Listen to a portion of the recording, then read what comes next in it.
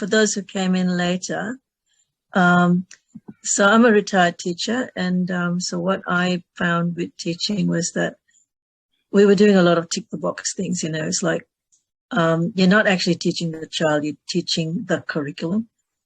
So that was annoyed me a lot, and trying to change things within the system was well, I tried, but I think being out of the system was probably easier. And so when I retired, I started this company called Edu-fy, and so our vision was to actually it was to do with the SDGs as well, and quality education. And so what we wanted is to edify all people, kids that didn't get a chance. But what I also noticed was we were actually not serving the children that were in our classrooms, because there was a lot of kids that were falling through the gaps. So even though, they were in a classroom, were they being educated? So that there was a system that wasn't actually reaching those children. So that was the what I wanted to tap into, and those gaps, but the gaps are all over the world for different reasons. So as I said, with the mission, so we want to have every child receiving quality education and having access to it, and the thing that I was always very adamant about is play. I was learning through play, and I actually went to teaching late, and it was because seeing my kids at school and how things were not working for them, and my son was quite different, and he and from him, I sort of learned that there is a better way how we can do things with children.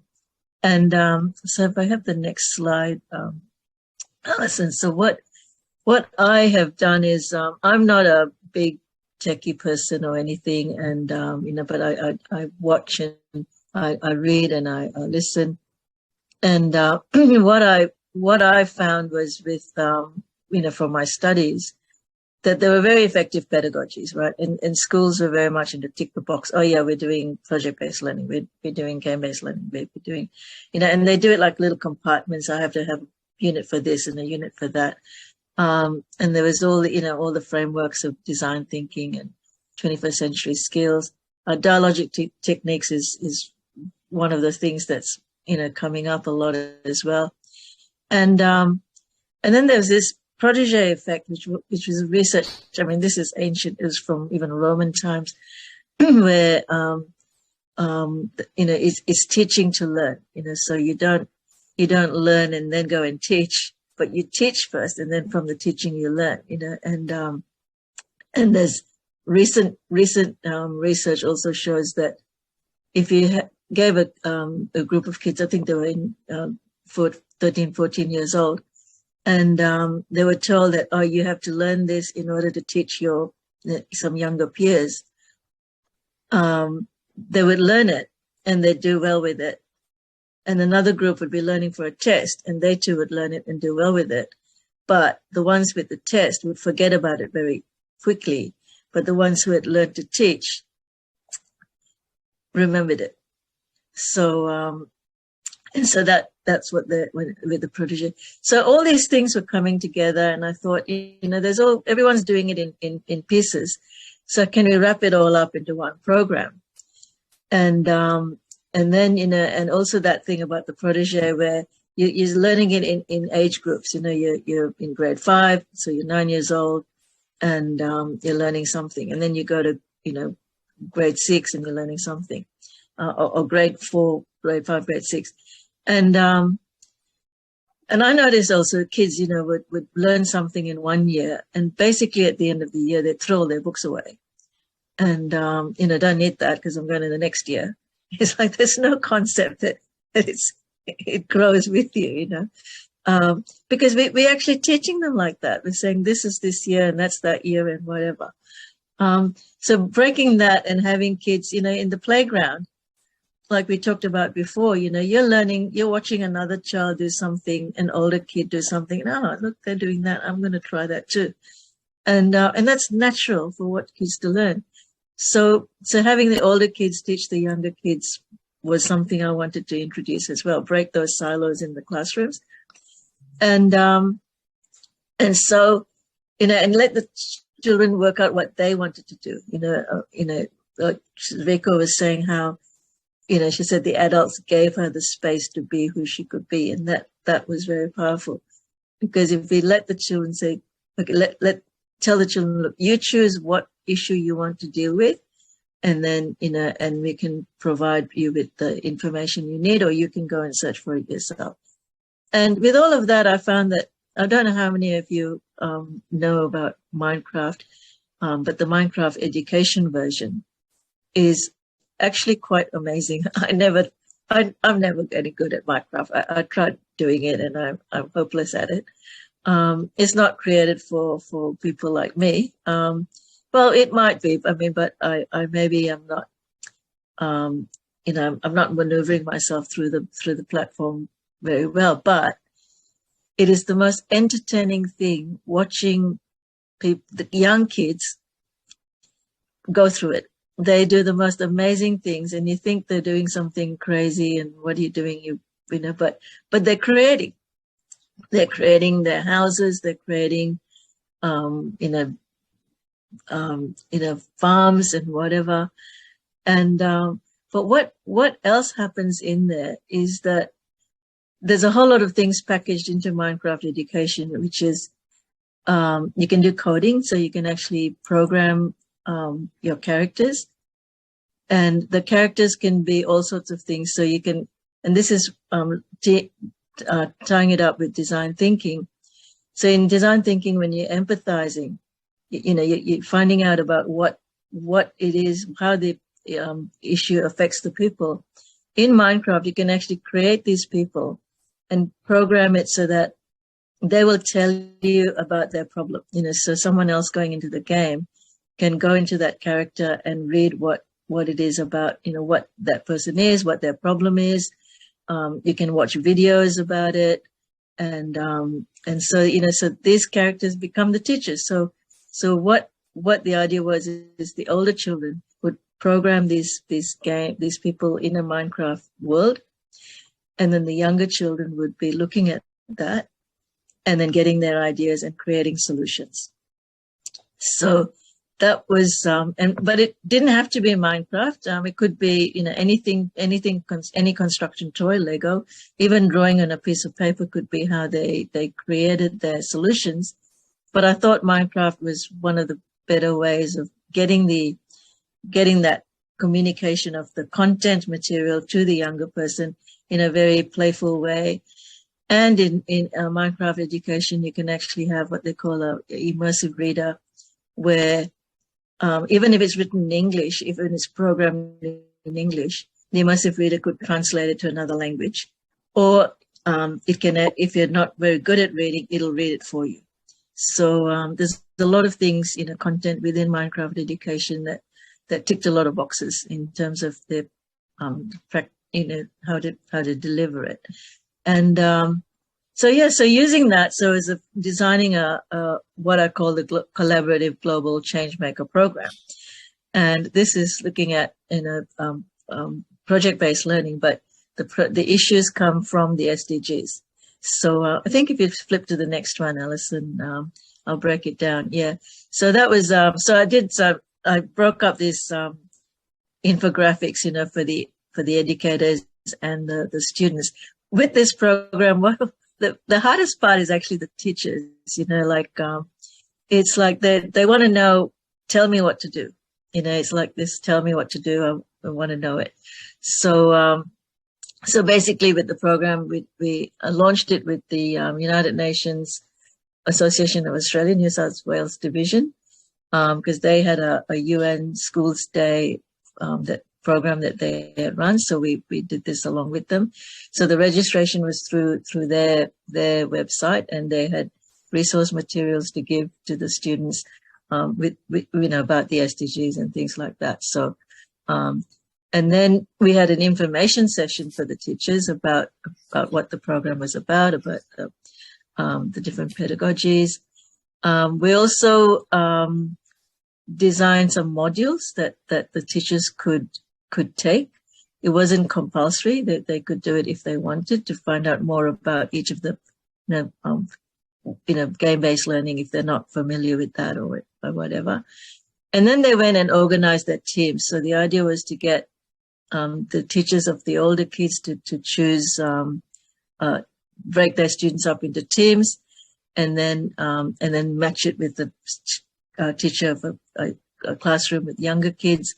And so I said grades, 7 to 9. In different countries, there'd be different ages, but generally there'd be about 12 to 14 in the first 3 years of high school. And then the grades 4 to 6 would be about the 9 to 11 age group. In some countries, you get them younger, and some countries they're older, but generally those last 3 years of primary and the first 3 years of secondary. But to break that barrier of, primary, secondary, it's different systems, whatever. It's like, you're just kids, you're learning, and so, and then they help them with the SDG issue, which the guide, the resource book would tell them about that. And so they support the kids with the research, but not to tell, I'm trying to get teachers to get out of the way and just be guides on the side, so let the children do their research. And these days kids are very good with that sort of thing, with the internet these days, and there's a lot of resources. And so the idea was for them to collect what they needed to program into their Minecraft world, and then and get and talk to the younger children as well. So and so that was the teachers part of it, was actually to just guide, and do all the logistic things on the outside. The kids were the fun part, and so they created a team. So they had the older students matched up with the younger students, and they chose an SDG issue that they wanted to talk about, and then played in their Minecraft, built their Minecraft worlds, and so did the programming, like I mentioned, with Minecraft Edu. And there's a lot of things there, with the NPC. So what these characters were, they're called non-playing characters, so NPCs.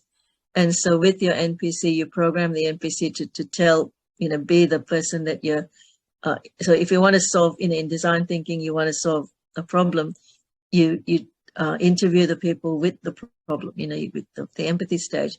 So, but in the Minecraft EDU, because the older students have done that research and they program the NPCs, so the younger children can go in and watch that, so that's almost like them tapping into the research that the older children have done, and listening and watching.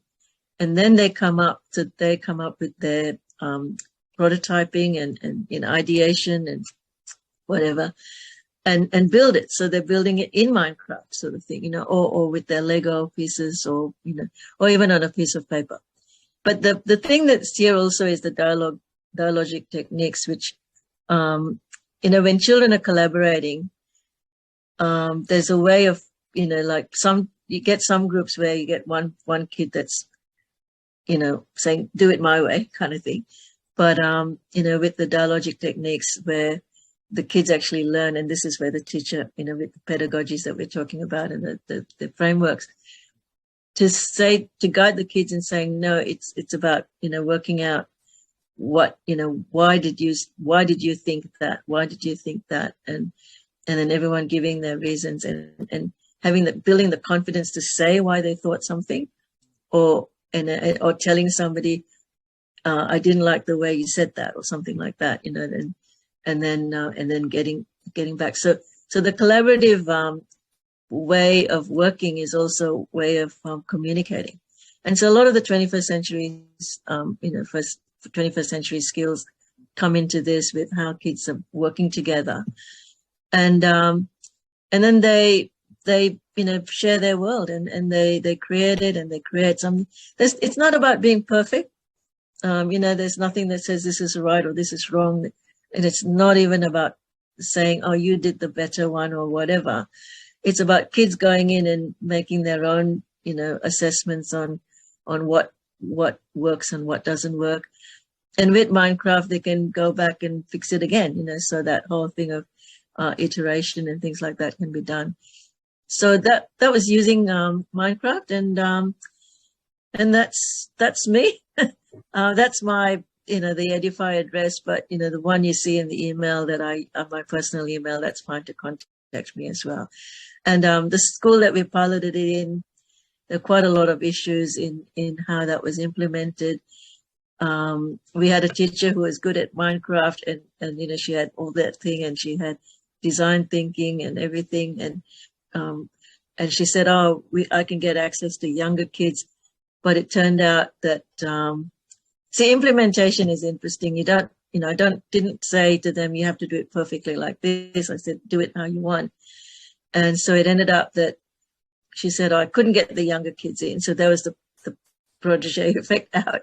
And then she said, we had a lot of trouble getting Minecraft into the classroom, so that wasn't. And then with the design thinking too, it turned out it ended up being more like a project-based thing. But the thing is, the children, it was very different to how children in her classroom would normally work. And they had 9 out of 10, 10 out of 10 in a lot of the things of engagement and and understanding of the issues, and that deep learning.